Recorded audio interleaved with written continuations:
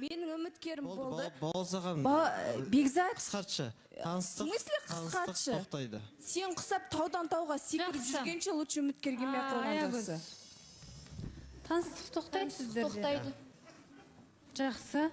Келгеніңізге үлкен рахмет ағарке. Сізді шығарып салайық, жақсы таныстық болар деп ойлап едік, онымен аяқталып қалды енді.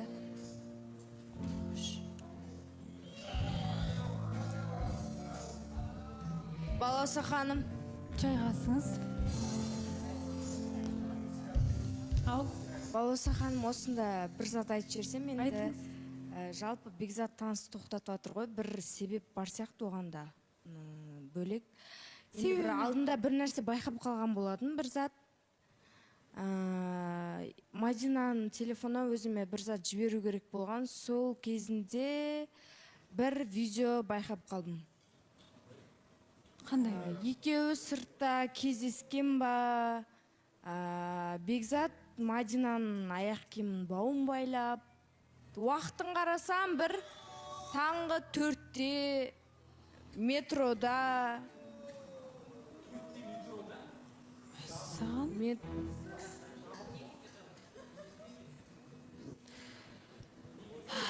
Сол бір байқап қалады. Таңғы 4-те метро жасай жұмыс істеймін негізі. Балауса ханым, Бекзат жақтан бір байқап қалған болатынмын. Мадинаның қолын ұстап, мен ойлайтын енді қойшы қолын ұстап, бір әшін дос ретінде қарап жүрген шығар десем, кішкене сыртта кездесуге шақырып жүрма деп қоям. Бекзат, Мадина, екеуіңіздің түріңізге қарасақ, екеуіңіз бір түрлі шын әңгімені айтып отырған сияқты Айгүл. Бірақ енді мен дәл қазір қазбалағым келіп тұрған жоқ. Себебі бір ғана сұрақ қойғым келіп тұр. Үміткер қабылдауға дайынсыздар ма? Әрине. Мадина, дайынсыз. Жақсы, бірақ бұл мәселені біз тек бұлай қалдырмаймыз. Айгүл міндетті түрде дәл сол видеоны бәлкім өзіңізден сұратармыз. Біз әрі қарай жалғастырайық, құрметті көрермен, және де шымылдықты жабамыз.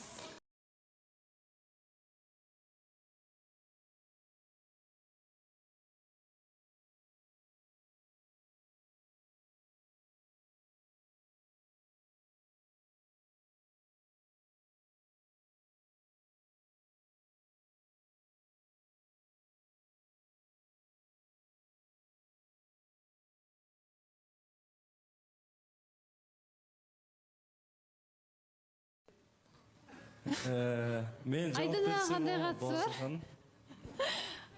Ерні. Баласақан. Билегіңіз келіп жүр ме Айданамен бірге? Жоқ, енді билеуге деген болады ғой андай. Ынтам бар еді сол бір. Жалпы менің ойымша Балауса ханым, біздегі қыздар негізі өзіне не керек екенін нақтырақ білетін сияқты біздегі жігіттерге қарағанда. Бізде қыздар нақты айта алады деп ойлаймын да. Мына жігітпен таныса аламын, мына жігітпен таныса алмаймын, жоқ. Бұл менің талғамымда емес деген сияқты. Ал бізде жігіттер білмеймін, сәл өздеріне не керек екенін білмей ма деген ой келеді кейде. Балауса ханым, мен толықтай жауап берсем, Айданаға, мен әлі де сол пікірімде тұрамын. Айдана сияқты жалпы андай қазір мен ол нәрсені еңлік мен адам ретінде айтып тұрдым да. Мен алдында да шыққан кезде айтқам, адами тұрғыда қараған кезде Айдананың түсінігі жалпы өте жақсы адам. Мен оны Ернарға да айтам, бүкіл халыққа да айтқам. Мен тұсаукесер болатын кезде де Айдана үшін настроением түсіп кеткен, потому что бар соны жылатып қойған кезде мен де өзім біртүрлі болып қалғам да. Просто ол мен айтып отыр ғой, мен Садолет ешқандай жақсылық, жамандыққа қимаймын деп. Мен де дәл сондай Айдананы ешқандай жаманшылыққа қимаймын. Баласақан, оны қалай айтсам болады? Мен әзілдеп айтып қалды деді ғой. Біз әзілдедік, қалжыңдадық. Ол да маған тиісіп сөйледі, біз алдында да айттық қой. Типа мен де әзілмен тек қана сондай бір пасылды айтқан шығарым. Атак мен ойым серьезно бір нақтыланған болса, онда мен осылай қадамдарымды жасаған болар едім. Егер де мен нақтылығымды білмесем, егер де мен нақты Айдананы осындай пасылда тастап кетем, сөйлеп келем да, бетіп анаған секіріп кетем деген менде ой болған жоқ та. Потому что болмайды да. Мен ешкімді вариант көрген жоқпын. Еңлік мен үшін қазір бізде таныстық басталды. Мен үшін болды еңлік приоритет.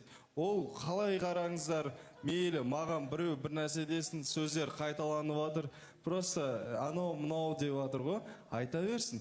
Маған разница жоқ, олар не айтады, не қояды. Конкретно Айдананың аузынан мен жайлы бір жаман пікір шыққан жоқ осы күнге дейін. Біз 3 ай ма, 2 ай ма болды. Мен ол қызға тек қана адами ризамын болды. Мен ризамын. Басқа қыздарға мен ол баяғы отношениемді мен мысалға, мен олай разылықпен кетпедік та. Біз по-любому жақсы дейміз, бірақ артыңнан әңгіме жүреді, артынан андай. Мен просто Айдананың сол жерінен ерекшелігін айттым. Ал мен қазір таңдауыма толықтай сенімдімін. Және де мен ондай бір ешқандай бұл қыздың көңіліне бір басқа әңгімелер келмесе екен деймін болды. Баласа ханым мына жерде енді бұрынғы отношениядағы адамдар деген сияқты айтып жатыр ғой. Таныстықта бола тұрып, тоже осыны Айданаға жақсы әңгімелерін айтады. Бізге де сондай әңгімелерін айтады. Бүкіл қызға бәрімізге бір шаблон копировать ставить қой. Таң қалмай отырмыз даже. Қазір қандай сөз айтатын мен алдын ала да айтып бере аламын да бұл адамның. Және керісінше қыз басымен мен шығарым, аузымда тиіп ешкімге жамандамай жүрген. Мен біраз өсектерді естіп жатырмыз ғой. Саттаулеттің тарапынан біздің атымыздан не айтатын. Сосын Айданаға айтқым келеді. Негізі менде де осындай ойлар болатын. Сонда жігіттердің барлығы осындай ма?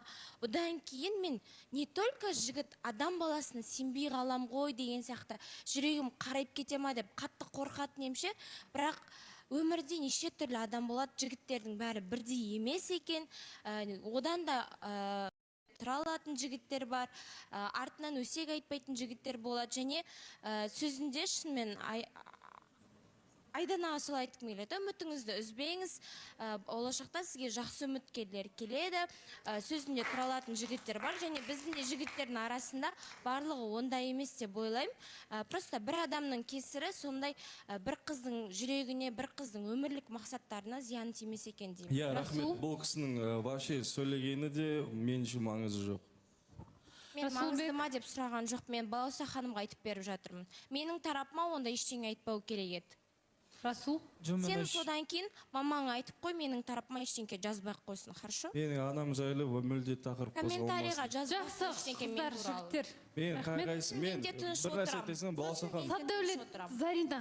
Мен бір нәрсе айтесің, керек емес, екеуіңіздің де сөздеріңіз тоқталмайтын сияқты. Өзің кінәңді біліп. Жақсы, Расулбек.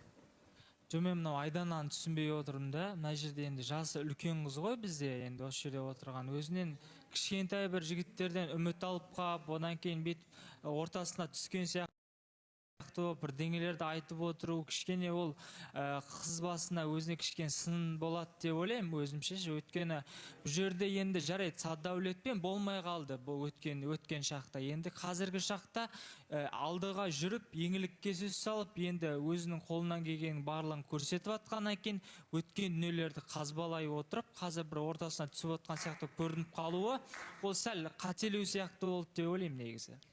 Балауса ханым, енді Расулдан кешірім сұраймын, солай болып көрініп қалсам, негізі мен ортаға түсетін ойым жоқ. Мен сұрағаннан кейін менің қазір дәл ойыма не келді, мен соның бәрін айтып жатырмын да.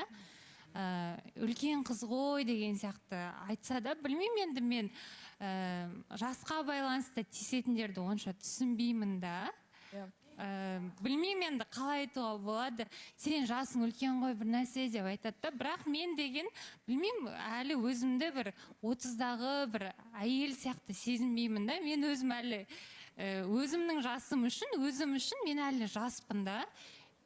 Балауса ханым, айта кетейін, біріншіден Сатдәулет еңлік таныстықтарың жақсы болсын, енді құтты болсын, бірақ енді ең бірінші Сатдәулет сенен бастам кеп тұр. Негізі қасыңа еңлікті алып, я деген жауабын алып алғаннан кейін, басқа бір досым деп болсын, басқам деп болсын, араласқан қызыңды бүйтіп бір жақсы деп, басқа деп, ондай нәрселерің кішкене лишний болып қалды. Жаңағы действияларынан кейін сол нәрсені просто подружески айтқым кеп тұр. Бірақ одан бөлек Айданаға просто айтатыным, енді Айдана, сен бұл жерде өзің кешегі сен историяңды бәріміз көрдік қой жалпы. сен де андайда сен айтып отырсың. Балауса ханым да сенен сұрады, сен үміттендің ба деп. Сен мойындағың кеп тұрған жоқ та үміттенгеніңді. Бірақ по факту былайынша алғанда екеуің бірдеңелерді выяснять етеді екенсіңдер. Сен оған ренжиді екенсің, потому что сенің қалаған результатыңның болмаған үшін. И қазір мына жерде сенен не көріп отырық? Сенен Саддәулеттің еңлікпен таныстық басталғаны үшін бір наразылық көріп отырмыз. Бұл жерде енді Расул жасына байланысты кішкене артық кетіп жатқан шығар, бірақ әңгімесінің мәтіні ол шын нәрсе. Сен менің көзіме былай көрініп тұрсың, қараш, сен екі фронтқа ойнап жүрген адам сияқтысың просто. Сен Ернарға да просто мына жерде отырып, я негізі Ернар мен типажым деп айтып қойып жүрдің да, и мен ойлаймын, даже 100% сенімдімін. Екеуің даже Инстаграмда сөйлесіп те жүрген болуларың мүмкін да, Ернар екеуің. Ал бірақ сен сыртта Саддәулетпен де бірдеңелер выяснять етесің. Қазір сенде үштіктің кетіп бара жатқаны үшін Ақерке, сөзіңізді бөлейін, бізде дәл